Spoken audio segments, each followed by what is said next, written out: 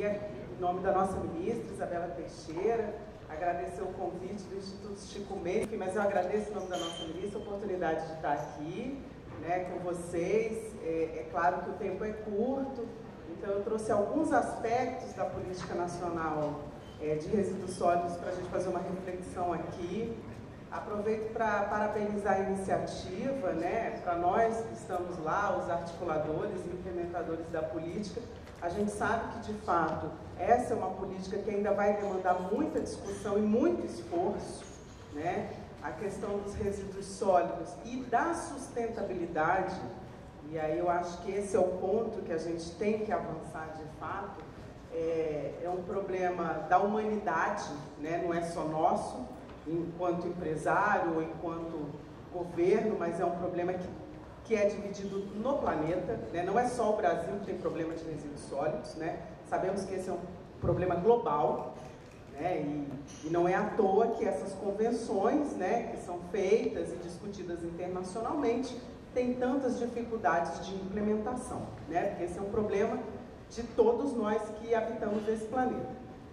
Enfim, eu queria trazer alguns questionamentos aqui para a gente dividir, antes de entrar no cenário atual, que é muito uma visão, e até certo ponto uma visão particular, do que essa política representa de fato, né? Eu vejo aqui, depois da apresentação do artista, né, sustentabilidade de resíduos sólidos na nossa sociedade, aí, principalmente aqui no Brasil, é uma questão de sensibilidade, e é mais do que sensibilidade, é uma questão de educação, né? É uma questão cultural. Se a gente pegar qualquer livro de história do Brasil, que tem por aí, não precisa ser um livro tão, digamos assim, da academia, né? Mas um livro de história, primeiro e segundo grau, vai ver que até hoje, ou seja, mais de 500 anos, o brasileiro continua fazendo gestão de resíduos exatamente da mesma forma, né? Nós aprendemos a fazer gestão nesse país jogando pela janela. Essa foi a primeira forma como o brasileiro aprendeu a jogar, a destinar o seu lixo, né? Naquele caso, os seus próprios dejetos. Então a gente ia pela janela e jogava fora. Eu imagino que alguém aqui hoje, se sair na cidade de São Paulo, vai ver alguém destinando o lixo dessa forma, né? Então a gente está falando de uma política que é uma política de vanguarda, uma política que exige tecnologia, que discute princípios, diretrizes, conceitos avançados numa sociedade que dispõe lixo como fazia 500 anos atrás, né? Então, a gente tem que entender o tamanho do desafio que nós temos, né? A Política Nacional de Resíduos Sólidos, ela é muito paradigmática no nosso país, porque ela trouxe um conceito, né, que eu imagino que todas as senhoras e senhores já sabem, que é o conceito da responsabilidade compartilhada. E é exatamente nesse conceito que estão os nossos grandes desafios. Para aqueles aqui, eu gosto de dar esse exemplo, que é um exemplo que eu aprendi com um amigo meu que é advogado, que é o que é essa responsabilidade compartilhada. Para aqueles que têm mais de um filho, é muito fácil saber o que é a responsabilidade compartilhada, né? Experimenta chamar 2 ou 3 filhos seus e falar assim: arruma a cozinha. Quem que vocês acham que vai arrumar a cozinha? Quem vocês acham? Ninguém. Ninguém vai arrumar a cozinha. E na hora que você chamar seus filhos, você vai perguntar: por que você não arrumou a cozinha? Um vai olhar para o outro e falar assim: mas eu achei que ele fosse arrumar, eu achei que você tivesse falado para ele arrumar. E o outro vai falar a mesma coisa: não, eu achei que fosse você que fosse arrumar, né? A responsabilidade compartilhada é exatamente isso. Se a gente não souber exatamente de quem são os papéis, o que cada um vai fazer e como fazer, a gente vai estar sempre no mesmo dilema. E quando a gente criou essa política, a gente disse o quê? Quem é que é o responsável pelo resíduo sólido neste país? Todos nós. Todos nós. Todos nós. Não há como a gente avançar na gestão de resíduos sólidos nesse país se o indivíduo não entender qual que é o papel dele dentro dessa política. Não vai, se a gente não entender qual o papel da indústria, como é que os governos se articulam. Então, o grande desafio da política é esse. E a gente tem um cenário, né, quer dizer, hoje nós somos um país, nós somos a 7ª economia mundial. E nós temos problemas do século, convivemos com problemas do século XIX neste país. Um deles é o resíduo, né? A gente aqui em São Paulo, vocês têm até uma situação mais confortável, mas eu que vivo em Brasília, eu sou brasiliense, acreditem, eu vivo no maior lixão do país. O maior lixão do país está em Brasília. Tá? E é ali que a gente tem todas as mazelas sociais, ali do nosso lado. Né? Então, esse é um problema que eu, na minha cabeça pragmática, imagino que a 7ª economia mundial já devia ter resolvido. Né? Quer dizer, se a gente pensar aí nas demais economias, eles já resolveram esse problema há séculos. Né? E a gente ainda tem hoje pessoas morrendo no lixão, morrendo, porque atropeladas, né? Enfim, mazelas que estão na nossa frente, não precisa ir muito longe. Né? Então, esse é um desafio que a gente tem que ter, e esse desafio vai exigir o esforço de cada um de nós. Claro que cada um tem o seu papel a desenvolver, e a gente tem que entender que a gente tem mais de um papel. Eu, por exemplo, tenho o meu papel enquanto servidora pública, enquanto agente do governo, e tenho o meu papel na minha casa. Porque eu, pela lei, eu sou obrigada a contribuir para a coleta seletiva, no meu caso, distrital e não municipal. Então, eu tenho que ter isso bem claro, né? Que eu tenho esses papéis a desenvolver. E nós temos uma política que trouxe grandes diretrizes, tá? Grandes objetivos, e cujos meios de implementação, ou seja, como é que eu tiro isso do papel para a realidade, esses meios de implementação não estão prontos. Então eu tenho que dar conta de um desafio para o qual eu não tenho os meios de implementação. Eu estou negociando esses meios. Eu estou fazendo acordos setoriais. Senhoras, vocês estão acompanhando como é que estão sendo feitos esses acordos para que a gente possa fazer o quê? A logística reversa. Como é que a gente vai fazer para ter, de fato, o tal do ciclo de vida do produto, né? Toda aquela cadeia organizada, integrada e funcionando? Como é que a gente faz isso funcionar? Eu quero saber como é que a gente faz logística reversa funcionar se o consumidor não participa. Eu não consigo visualizar isso. Né? Eu já morei fora, eu já estudei fora, e eu via que o grande diferencial nos países em que a logística funciona é exatamente a forma como o consumidor participa da logística. E aí eu posso participar, eu estava discutindo isso hoje de manhã, o consumidor ele participa, ele é motivado por vários motivos, concorda? Eu posso dar a ele um incentivo econômico. Olha, se você levar a sua pet no supermercado, eu vou te dar um desconto na sua conta. Isso acontece em muitos países. Né? Ou então, alguns outros países que usam do comando e controle. Não, olha, se você não fizer a separação na sua casa, você vai ser multado.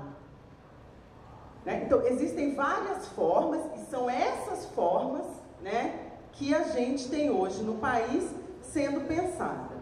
E aí, eu acho que isso indo para o final da cadeia, né? A gente está conversando aqui política e instrumentos do final. Mas qual é realmente o problema do resíduo sólido? E não é só no Brasil, no mundo. Qual que é o problema do resíduo? Eu sempre falo isso para os meus colegas lá do governo, porque eu coordeno um programa que é basicamente inserir sustentabilidade no governo.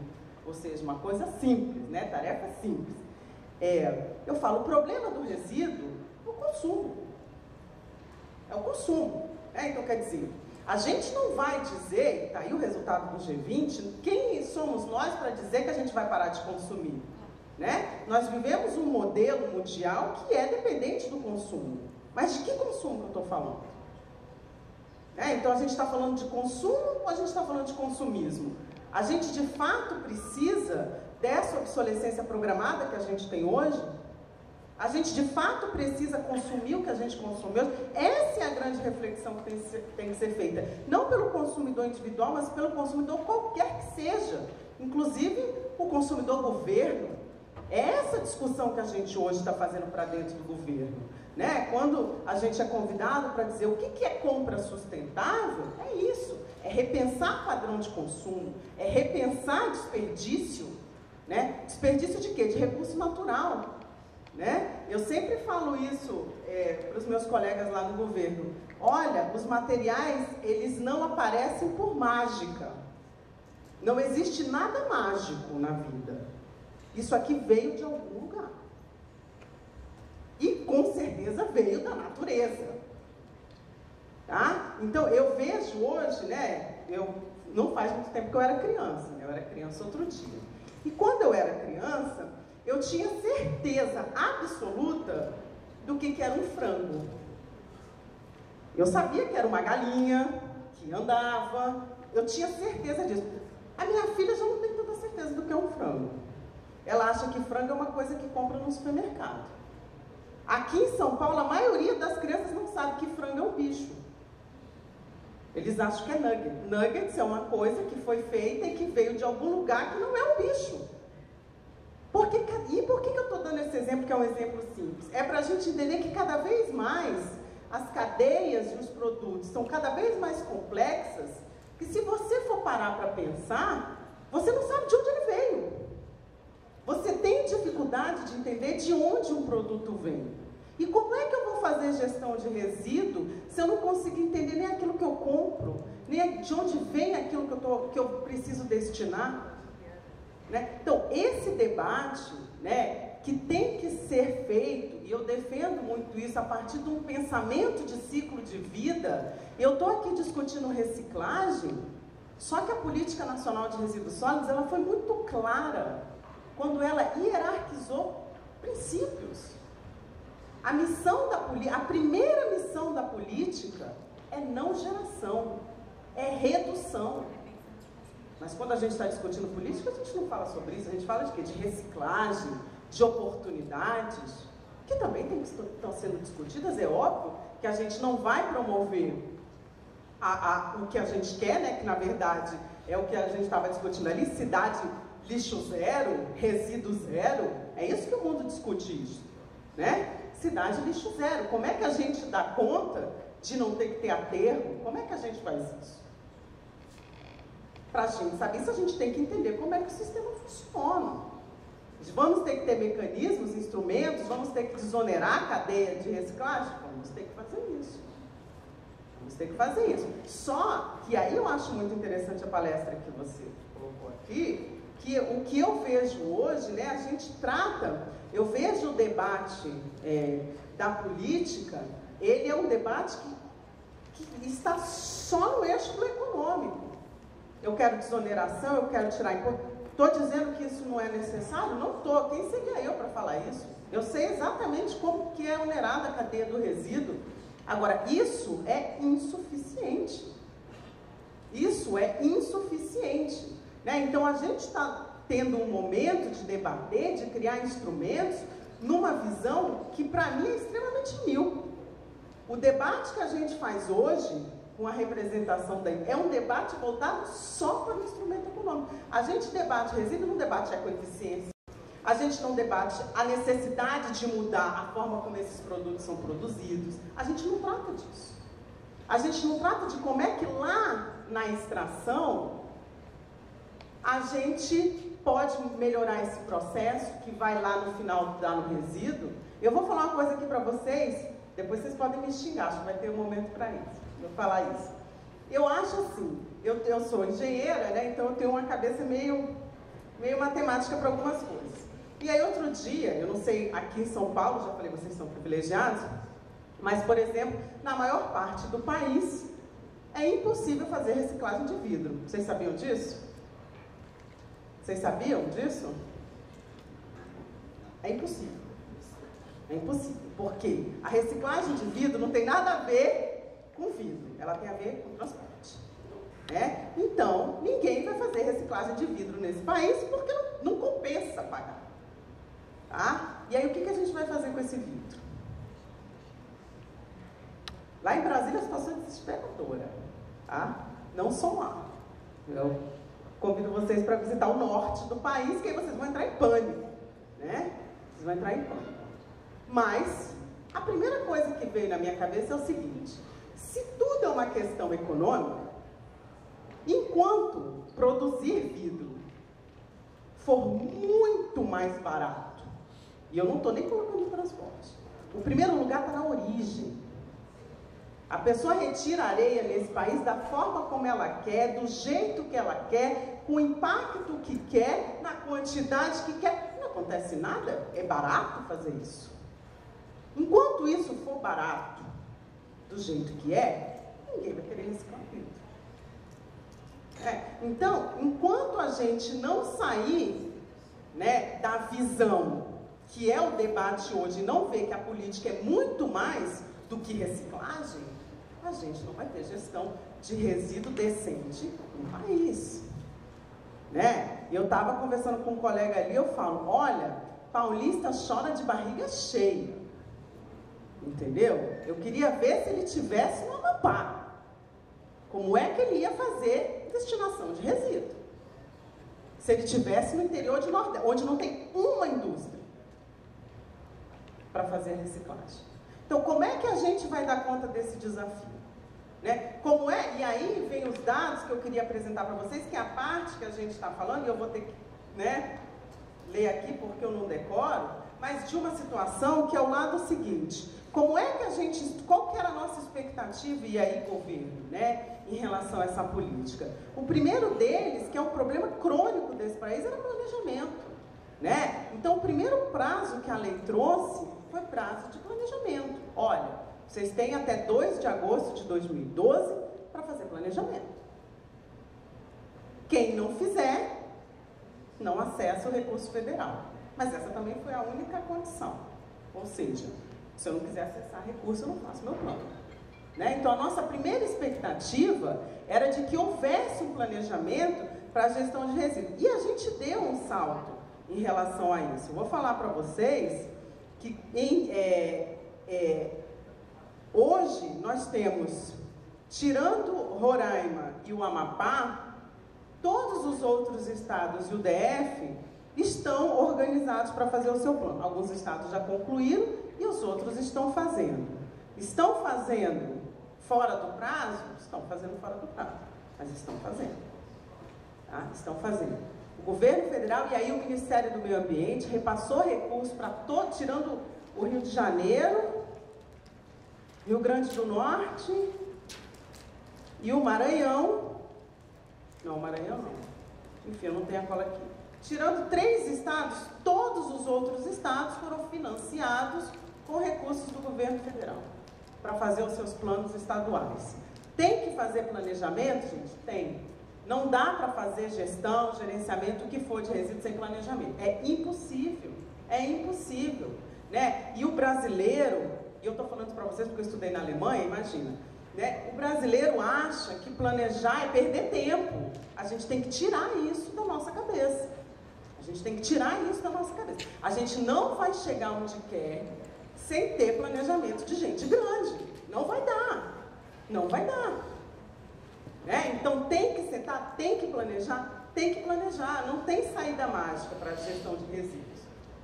A outra questão, por exemplo, e aí sim, hoje nós temos, não sei se vocês conhecem, a pesquisa, né, a Munic, que é a pesquisa de base municipal do IBGE, lançou ano passado o número dos municípios no país que tem plano. E hoje, a nossa situação é o seguinte: 33% dos municípios no país tem plano. Olha o tanto que a gente ainda tem que caminhar para que a gente realmente veja isso. Agora, o dado bom é o seguinte, que esses 33%, eles pegam 62% da população. E essa é uma conta que a gente tem que fazer.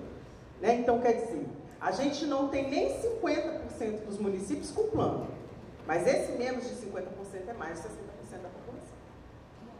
né? Então, a gente já tem um processo que está aí dentro, né, de planejamento que tem que ser considerado. Agora, aquilo que eu gostaria de realmente chamar a atenção, que eu acho, na minha opinião, que é o grande salto de qualidade que o país vai dar, se chama coleta seletiva. Tá? E aí, quando a gente fala em coleta seletiva, aí os números não batem, cada um tem o seu. Né? Então aí, o Ministério tem um, o IBGE tem outro, a ABRELP tem outro, a Confederação dos Municípios, enfim. É a numerologia da coleta seletiva. Né? Então, quer dizer, esse fator é um fator que dificulta qualquer planejamento de política, é óbvio. Né? Quer dizer, enquanto nós no Ministério, a gente trabalha com um número de disposição final ambientalmente adequada de 38%, a CNM trabalha com 61%. A ABRELP trabalha com 40%. E aí? Qual que é o número? E aí vem, eu acho que o nosso está mais correto, porque assim, aí vem a questão da semântica, né? A gente está falando de iniciativas de coleta seletiva. Enquanto o que a gente quer? A gente quer coleta seletiva implantada em todo o município. Então, quando eu falo de coleta seletiva, e o meu número pode chegar a 60%, eu posso estar te falando metade do município, não é iniciativa? É iniciativa. Mas não contempla todo o município. Tá? Então, esses são os números que nós temos hoje. Né? Esse é o nosso cenário de trabalho. Né? Nós estamos tendo que desenvolver instrumentos e implementação sem dados primários. É difícil fazer política sem dados primários. Né? Então, a gente precisa de quê? De que os estados façam os seus planos, a gente precisa de um diálogo forte federativo para que a gente, de fato, possa, primeiro entre nós, né, sistema federativo, pacto federativo, criar os nossos instrumentos e ir pactuando. Como é que a gente traz uma sociedade para fazer... Como é que a gente faz coleta seletiva sem um consumidor? Não tem como, né? Não tem como. Então, eu estou passando esse quadro para vocês, que esse é o tamanho do nosso desafio, né? E a gente, eu vejo pelo lado positivo, eu sou da pessoa que sempre olha o copo pela metade cheia e nunca pela metade vazia, né? Aprendi isso, com isso eu sou mais feliz. Acho que a gente fez esforços, né? Se for analisar a partir da primeira pesquisa de saneamento que foi feita hoje, naquela época, por exemplo, a gente tinha municípios, por exemplo, com aterro. No ano de 2000, menos de 15% dos municípios do país tinham aterro sanitário. Né? Hoje, são quase 40%. Mudou. Gestão de resíduos só com aterro sanitário, sem coleta seletiva, vai funcionar? Não vai funcionar. Não precisa ser um gênio para falar isso. Né? Ou a gente despressiona isso que vai para o aterro e dá uma destinação correta, ou daqui a algum tempo esses 40% de municípios vão ser 40% de municípios com lixão de novo. Né? A gente vai estar sempre num ciclo vicioso. E aí então, onde que estão as nossas oportunidades? Né? Como é que a gente muda esse paradigma de fato? Como é que é esse esforço? Então, eu vou dar um exemplo aqui para vocês, estava até conversando com o meu colega ali. Ontem, eu estava lá em Brasília até 9 horas da noite, na Casa Civil, que vocês sabem que está tendo Expo Catador aqui? Todo mundo sabe? Ninguém sabe? Quem sabe? Então, está tendo a Expo Catador aqui, que é um evento que o governo ajuda, né? Amanhã a nossa presidente vai estar aqui em São Paulo, na Expo Catador, e vai estar amanhã assinando um decreto, que é esse decreto que eu fiquei trabalhando até ontem, tarde da noite, que é um decreto onde a gente vai, né, formalizar como que vai ser dado, e aí os colegas da Marinha já se preparem, né, porque vai sobrar para vocês, tá? Esse decreto que a presidente assina amanhã, como que vai se dar a logística reversa de eletroeletrônicos no governo federal. Tá? Então, esse decreto vai trazer como é que a gente vai se virar com isso. Né? Então, tá aí mais um desafio. E a gente tem trabalhado aqui para trazer um pouco da experiência do governo federal para dividir com vocês, né? Eu divido assim, como que a gente faz o que o Ministério tem feito para fora, né, para dar conta desse desafio, e o que o Ministério tem feito para dentro, para dar conta desse desafio, né? O primeiro deles foi aquilo que eu falei para vocês, quer dizer, a gente tem apoiado o planejamento estadual, a gente tem apoiado financeiramente o planejamento municipal ou intermunicipal, né? Cada município sabe o que faz.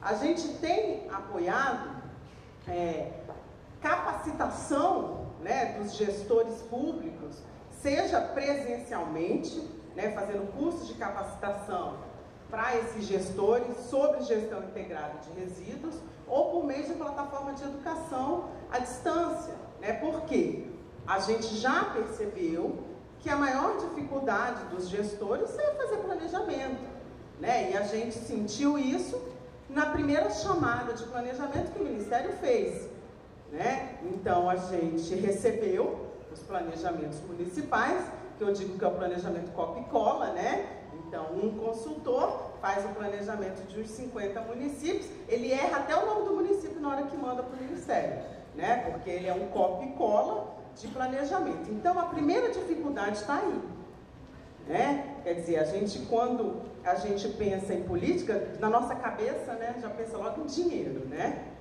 Mas não é só de dinheiro que a gente está falando, né? Na hora que a gente coloca esse dinheiro à disposição, a gente vê um outro problema, que é a falta de capacitação dos gestores municipais para fazer esse planejamento, né? Então, a questão da educação e da capacitação é um grande desafio para a gente, entendeu? Dentro dos municípios. E o Ministério tem feito esse esforço para capacitar. É óbvio que para isso a gente tem que contar com toda a estrutura estadual e municipal, porque só de lá, imagina, a gente não vai dar conta nunca.